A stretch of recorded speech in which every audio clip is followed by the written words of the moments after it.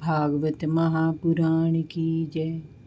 कृष्ण कन्हैया लाल की जय। राधा रानी की जय। भगवान श्री कृष्ण के सभी भक्तों को राधे राधे। जय श्री कृष्ण।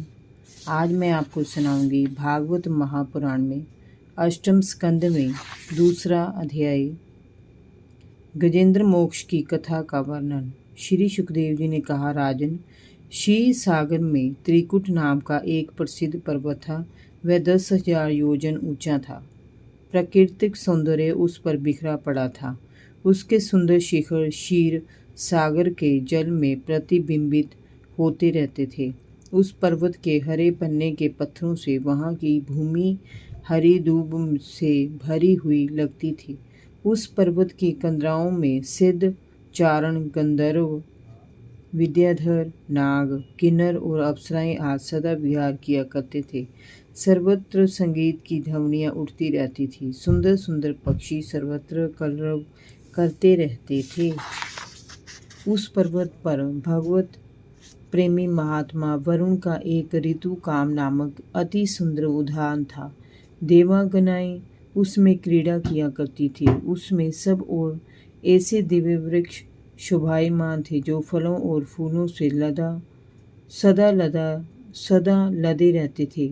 उस उद्यान में एक बड़ा भारी सरोवर था जिसमें सुनहले कमल खिले रहते थे। उस पर्वत के घनघोर जंगल में बहुत सी हथनियों के साथ एक गजेंद्र निवास करता था। वह बड़े बड़े हाथियों का सरदार था।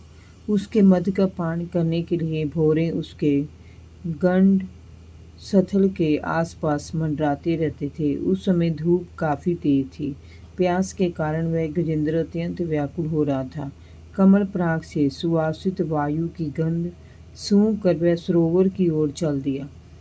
थोड़ी देर बाद वह सरोवर के तट पर पहुंचा। उस सरोवर का जल अत्यंत निर्मल और स्वच्छ था। गजेंद्र ने सरोवर में प्रवेश करके जी भर कर जल पिया और सूंड उठा उठाकर जल के फुहारे छोड़े। जल में स्नान करके उसने अपनी थकान मिटाई। गजेंद्र उन्मत्त हो रहा था। उस समय उसे ये जरा भी अनुमान नहीं था कि विपत्ति उसके सिर पर मंडरा रही है। राजन, उस सरोवर में कई विशाल ग्राह रहते थे। भाग्य की प्रेरणा से एक बलवान ग्राह ने मदमस्त गजेंद्र का पैर अपने लंबे मुख से पकड़ लिया। अकस्मात आई इस विपत्ति को आया देख कर शक्तिशाली गजेंद्र भी घबरा गया। उसने अपने आप को छुड़ाने का बहुत प्रयत्न किया, परंतु वह अपने पैर को छुड़ा नहीं सका। दूसरे हाथी और उनके बच्चे गजेंद्र की दशा देखकर घबरा गए। वे जोर जोर से चिंगारने लगे। गजेंद्र अपने पैर को जितना खींचने का प्रयत्न करता, वह शक्तिशाली ग्राह उसे उतना ही पानी के भीतर खींच लेता। इस प्रकार संघर्ष करते हुए उन्हें काफ़ी समय हो गया। अंत में गजेंद्र शिथिल पड़ गया और अपने आप को छुड़ाने में असमर्थ समझने लगा। तो उसने मन में विचार करके भगवान श्री हरि की शरण लेना ही ठीक समझा। उसने सोचा कि काल बड़ा बली है। वह सर्प के समान सभी को निगल जाने के लिए दौड़ता ही रहता है। उससे पूरी तरह भयभीत होकर जो प्रभु की शरण चला जाता है उसे प्रभु अवश्य बचा लेते हैं। वे प्रभु सबके आश्चर्यदाता हैं।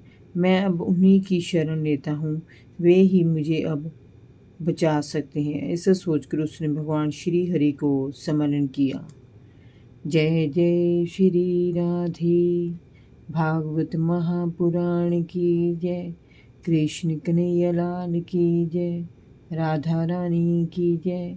भगवान श्री कृष्ण के सभी भक्तों को राधे राधे। जय श्री कृष्ण।